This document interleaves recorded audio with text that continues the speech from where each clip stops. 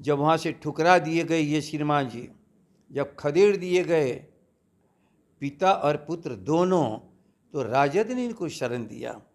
भूलिए मत, हम वहाँ जा ही नहीं सकते जहाँ का एक कार्यकर्ता दंगाई मस्तिष्क वाला होम मिनिस्टर स्टेट बनता है। महीनों में, हर महीने हजारों करोड़, 1000-1500 नहीं, 20 से 22 हजार करोड़ यहाँ से धन की निकासी हो रही है। और पैसे की कीमत $1। हम सब तेजस्वी के नेतृत्व में एक भयानक संघर्ष को करेंगे। उसकी ताकत मैं जानता हूँ। तेजस्वी जी कभी भी ऐसे लोगों के हाथों में गिरवी रखने की बात अपने लिए, परिवार के लिए और जिस समाज के लिए उत्सर्ग कर दिया लालू प्रसाद जी, उसको कभी भी दांव पर नहीं चढ़ा सकते हैं। नमस्कार, आप देख रहे हैं लाइव बिहार। मैं आपके साथ रूपम। अभी जो नया खुलासा हो रहा है, संजय जायसवाल ने आरोप लगाया है तेजस्वी यादव पे कि कभी तेजस्वी यादव उनसे बात किए थे कि अगर आप हमारे पिता को जेल से बाहर निकाल देते हैं तो हम बीजेपी का सपोर्ट करेंगे। चलिए, क्या है पूरा मामला। और दूसरी एक और अभी जो सामने आ रही है जीएसटी का मामला, उसके लिए आज हम जगदानंद जी के पास आए हुए हैं और इन्हीं से बात करते हैं। सर, संजय जायसवाल ने एक आरोप लगाया है तेजस्वी यादव पे कि अगर उनके पिता को छुड़वा देते हैं तो वो बीजेपी का सपोर्ट करेंगे। क्या कहते हैं इस पर? राष्ट्रीय अध्यक्ष हमारे लालू प्रसाद जी हैं। राष्ट्रीय पैमाने पर या राज्य के पैमाने पर उनका इतिहास नहीं है कि कभी दंगाइयों और उन्मादियों से समझौता करें। भूलना नहीं चाहिए, समाजवादियों में हर व्यक्ति नीतीश कुमार के चरित्र का नहीं है। समाजवादी आंदोलन डॉक्टर राम मनोहर लोहिया के शिष्य स्वर्गीय कर्पूरी ठाकुर के मार्गदर्शन में काम करने वाले लोग और हमारे राष्ट्रीय अध्यक्ष के सभी साथी और सहयोगी एक ऐसे पके पकाए हुए हैं राजनीति में जो अपने लिए नहीं, हम समाज के लिए लड़ते हैं, कमज़ोरों के लिए लड़ते हैं, अल्पसंख्यकों को लड़ते हैं, हम दलितों के लिए लड़ते हैं, हम किसानों और मजदूरों के लिए लड़ते हैं। और इसकी विरोधी पार्टी उन्मादियों की पार्टी, धार्मिक उन्मादियों की पार्टी, किसानों की शोषण करने वाला, किसानों के सभी अर्थव्यवस्था को भंग कर देने वाला कानून बनाने वाला और दलित, महादलित और अल्पसंख्यकों को घृणा करने वाले ऐसे समाज के भीतर राष्ट्रीय जनता दल में कोई भी कभी किसी से बात कर ही नहीं सकता। ऐसे उन्मादियों से एक मौका पलटू राम नीतीश को दिया गया था कि समाजवादी बीज जो इसके भीतर मौजूद है ये मरने न पावे, लेकिन वो व्यर्थ साबित हुआ। नीतीश गाली देते हैं और उनको झूठा पार्टी कहते हैं और फिर जाके पैर पकड़ते हैं। और एक बार जो कहा था लालू प्रसाद जी ने, भूलिए मत, वही है राजद की आवाज़। ये भारत जलाओ पार्टी हैं। जब देश अभी नहीं समझ रहा था उस समय लालू जी ने इनको पहचान लिया कि देश को जलाएंगे। आज ये देश को जला रहे हैं, कमज़ोरों को परेशान कर रहे हैं। ये इनका सारा हमला गाँव वालों पर है, किसानों और मजदूरों पर है। और इनके हित की लड़ाई लड़ने वाला कभी अपने व्यक्तित्व को बचा करके कभी किसी के साथ नहीं जा सकता। और भूलिएगा मत, लालू प्रसाद जी आज से परेशान हैं, आज से जेल में हैं। ये 14 में आए तो 14 के पहले वो सरकार जो हम लोगों के सहयोग से बनी थी, दिल्ली की सरकार, और उस समय के खड़े कातियों ने हम लोग की भी सरकार का प्रयोग कर लिया लालू प्रसाद जी के खिलाफ। हम लोग जानते हैं सरकारों के बस की चीज़ नहीं है। सरकार केवल लोगों को फंसाना चाहती है, उस बुनियादी नेतृत्व को जो इस देश में एकमात्र दंगाइयों के खिलाफ हिम्मत के साथ लड़ा है, आज भी लड़ रहा है। और तेजस्वी वहीं से प्रशिक्षित हैं। लालू प्रसाद जी के साथी वहीं से सभी लोग कर्पूरी जी से प्रशिक्षित हैं, डॉक्टर राम मनोहर लोहिया जी से प्रशिक्षित हैं।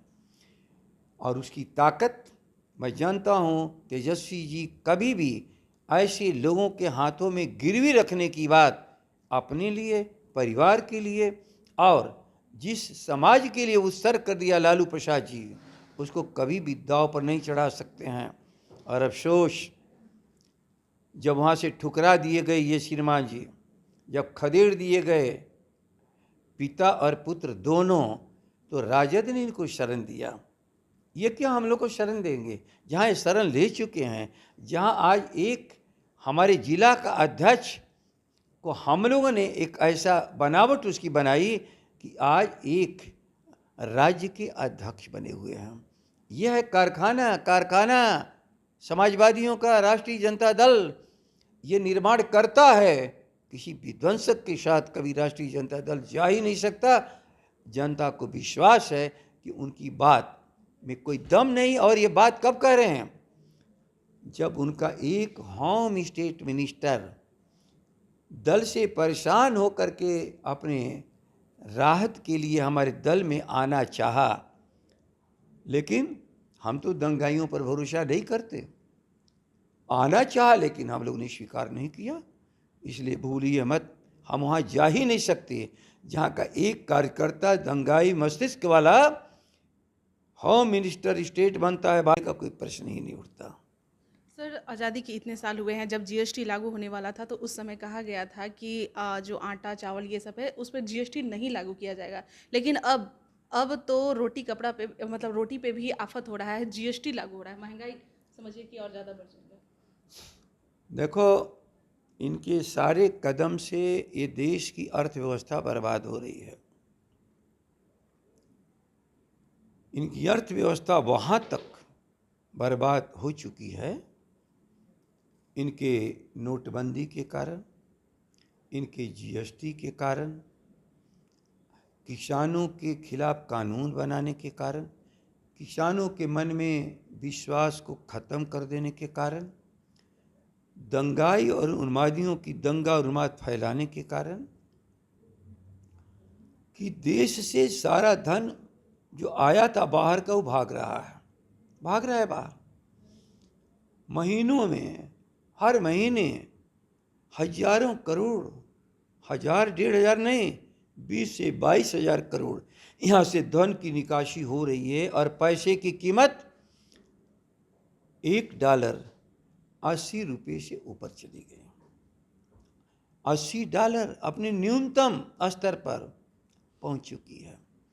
अब इनको सबका शोषण करते हुए अब ये कफन तक जाना चाहते हैं। इसके बाद स्मशान घाट और कब्रिस्तान पर भी टैक्स लगाएंगे। और क्योंकि रोटी में कटौती होगी तो पोषण तत्व की कमी होगी, और पोषक तत्व की कमी होगी तो इंसान की उम्र खत्म होगी। आप देखना, यदि ये शख्स रह गया कुछ दिन तो अंत में लाशों से, डेड बॉडी से और कफन से ये पैसा वसूलेंगे। कारण देश को बेच चुके हैं। इसका जवाब क्यों नहीं देते हो कि तुम्हारे ड्रग्स का आयात क्यों इतना बड़ा हो रहा है? आम आदमी को तुमने शिक्षा दीक्षा से वंचित कर ही दिया, और उसको नशा के चक्कर में तुम डाल रहे हो अरबों रुपये के। ये नशा जो सबसे खतरनाक है, क्यों अडानी के ही पोर्ट पर पकड़ा जाता है, और क्यों अडानी, जहाँ भारत की गरीबी दुनिया में सबसे नीचे के पायदान पर खड़ी है, वहाँ पर कैसे अडानी दुनिया की अब 4थे नंबर पर पहुँच गया? 4थे नंबर पर विश्व में। खरपतियों की जमात बढ़ाने वाले, गरीबों का रोटी छीनेगा ही। और गरीबों का रोटी छीनने के पहले इसने नाटक किया, हम 5 किलो अनाज देंगे परिवार को। ये 5 किलो कहाँ पैदा होता है? खेत में। रोटी कहाँ पैदा होती है? चावल खेत में। खेत को बर्बाद करने पर तुला हुआ है। और कृषि अर्थव्यवस्था पर आधारित भारत है। मैं एक सवाल इनको गणित बता दें, ये जितना ये 5 किलो के हिसाब से अनाज देते हैं, उतने में सब्सिडी कितनी आती है वो भी राज्य के खजाने से। और ये जो मार्केटेबल सरप्लस जाएगा, रोटी और भात, चावल जो कह लो, हम लोग जब चावल तैयार हो जाता है तो भात कहते हैं, और गेहूं जब पीस दिया जाता है तो आटा कहते हैं। तो गेहूं और चावल पर टैक्स लगाने वाले बता दें इससे कितना धन उगाही करोगे। खेती ने इनकी डूबती अर्थव्यवस्था को लाखों करोड़ का निर्यात करके यही गेहूं और यही चावल ने इस देश की अर्थव्यवस्था को बचाया। और अनाज जाएगा बाहर, निर्यात होगा, और उसके बदले में सोना आएगा, हीरा आएगा। तो सोना पर टैक्स घटाने वाले, हीरा पर टैक्स हटाने वाले, 1% टैक्स लेने वाले, ये 4 से 5% टैक्स अनाज पर लगा करके क्या साबित करना चाहते हो? जो बचा खुचा है भारत, एक ख़त्म होने जा रहा है। और रोटी पर हमला, शायद दुनिया में खाती हुई थाली की रोटी में कुत्ता भी हमला नहीं करता। ये तो रोटी बनाते वक्त बना ही नहीं पाओगे, उस पर हमला हुकूमत कर दे, ये शायद दुनिया में कभी हुआ ही नहीं है। लंका की तरफ भारत को मत ढकेलो। इसी भूख ने विद्रोह पैदा किया, और ये जो भूख विद्रोह करेगी तो बड़े से बड़े तख्त को जला देती है। और हम लोग उनके शिष्य हैं जिसने कहा था कि जिंदा कौमें 5 साल इंतजार नहीं करती। राष्ट्रीय जनता दल सड़कों पर जा कर के कमज़ोर गरीब की रोटी बचाने के लिए, जो भात खाने की आदत है इस बिहारियों की, उसको बचाने के लिए हम सब तेजस्वी के नेतृत्व में एक भयानक संघर्ष को करेंगे। इस संघर्ष का परिणाम बहुत नुकसान इनको देगा।